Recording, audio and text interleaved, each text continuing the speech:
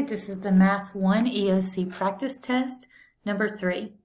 Two of Ms. Cole's Earth Science classes have 23 students each. Box plots for recent test scores for these two classes are displayed. Alright, so just a quick refresher of what a box plot is. I've got a little screenshot here just to help you remember. So a box and whisker plot, also known as a box plot, shows the 5-number summary of a set of data.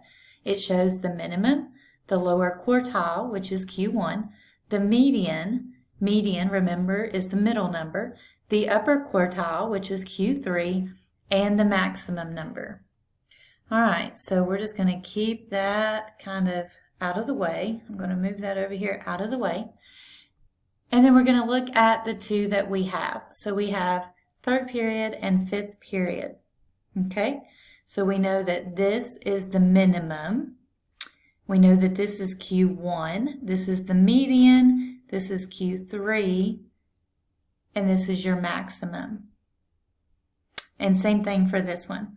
All right, so which statement about the scores is true?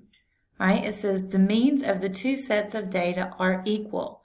Well, we don't know if that's true or not because we're only given the upper and lower quartile range and the median.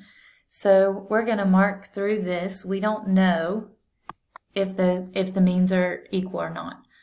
The lower quartile of the two sets of data are the same. All right, so the lower quartile is here and the lower quartile is here. So those are not the same. All right, and the next one says more students in third period than in fifth period scored an 87. So here's third period. Here's fifth period, and it says more scored an 87. So an 87 would be right in here somewhere. An 87's in here. So it looks like you can't really determine if that's more. So we're going to say not that one. And then the last one, hopefully that's it. That's the last one we're going to check. Fewer students in third period. So the top one is third period. Fewer students in third period than fifth period scored a 70. All right, so a 70 is right here, and a 70 is right here.